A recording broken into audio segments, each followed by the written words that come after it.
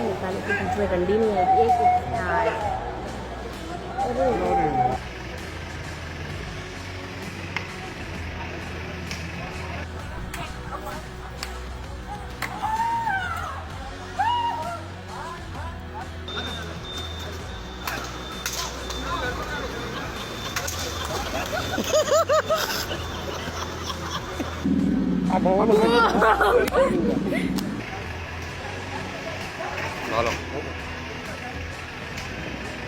अरे डिस्कस कर रहा है पुलिस से।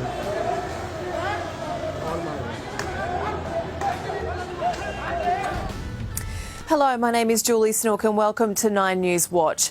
What you're looking at there are the scenes in India, where 1.3 billion people have been placed in lockdown.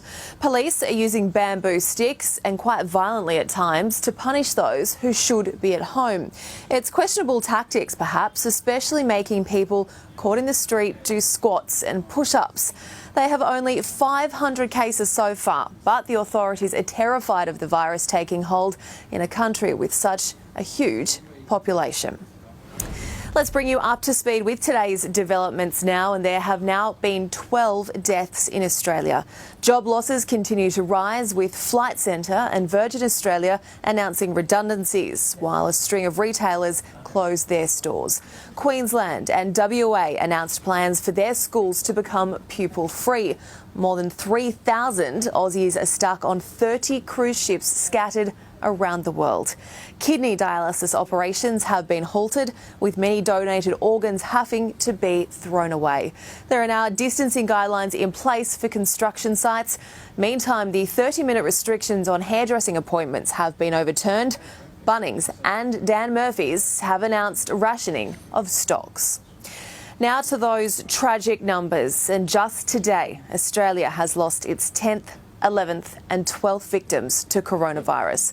All 3 casualties were Victorians and were all men aged in their 70s. There are 16 people seriously ill in New South Wales and 3 in Melbourne. New South Wales Police, who have the authority to hand out $1,000 on-the-spot fines, are planning to ramp up their presence as well. Spot checks in Victoria yesterday found 8 people not at home who were meant to be in lockdown.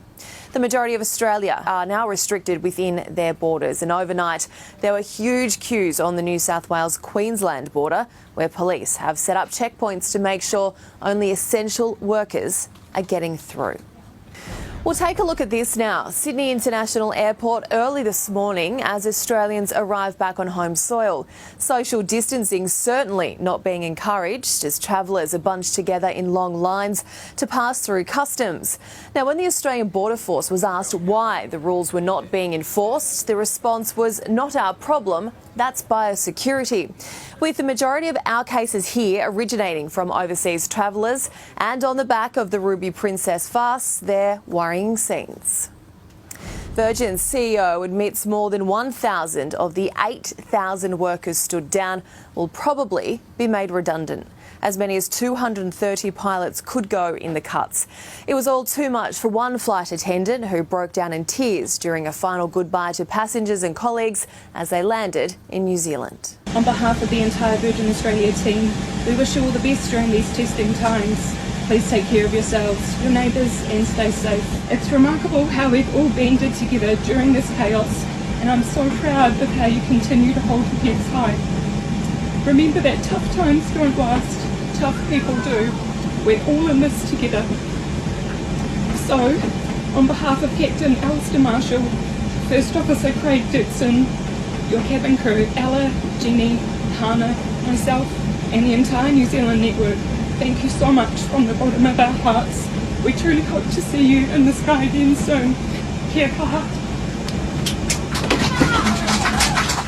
Such a lovely message there, and one that certainly carries right across the globe.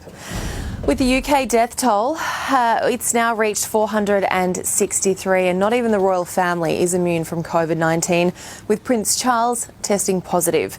Europe correspondent Ben Avery has the details.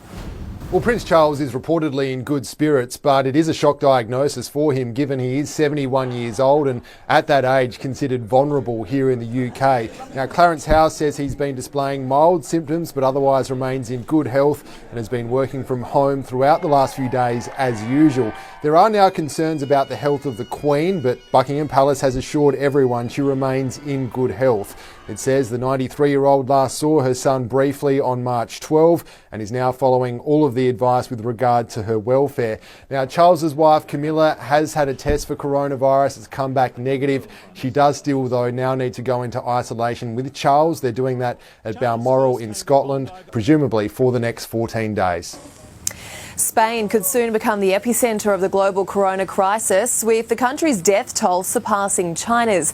A surge in 738 deaths in the past 24 hours brought Spain's total fatalities to nearly 3,500. In Italy, the death toll has climbed to more than 7,500. The global death toll has now surpassed 21,000. The man accused of storming into a New Zealand mosque 1 year ago and opening fire, killing 51 people, has today pleaded guilty to all charges.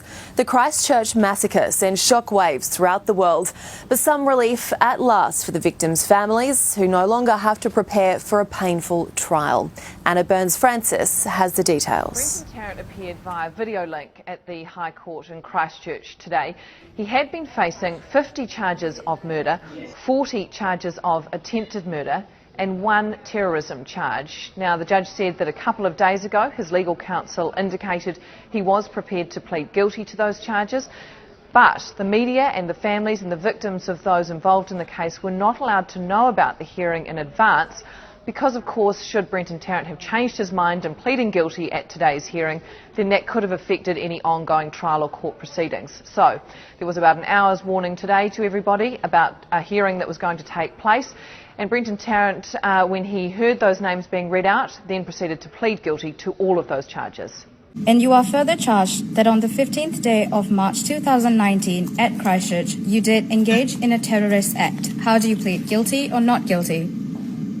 Guilty. We have heard from some of the families this afternoon that they are pleased, they're relieved that the news that Brenton Tarrant has pleaded guilty. The judge has, for the meantime, remanded him until May the 1st for sentencing, but that's just a nominal date because, of course, we are in lockdown. So we anticipate that date will be moved forward, but today's plea, obviously meaning that 6-week trial in June, will not need to go ahead. All right, let's lift the mood a little, and some of the biggest names and voices in the world are uniting from their own homes to put on a benefit concert, paying tribute to those on the front line during this COVID-19 pandemic. The 1 hour special will be hosted by Elton John and features the likes of Mariah Carey, Tim McGraw, Alicia Keys and even the Backstreet Boys. Now that is one concert we will all be tuning in for. Thank you so much for joining us on 9 News Watch. Of course, we will be back again tomorrow from 5:30 p.m. But before we leave you tonight, here is a little inspiration for the parents who are working from home, particularly the musical types. Now, if the soundtrack of your children's voice is getting a little bit much, try auto-tune.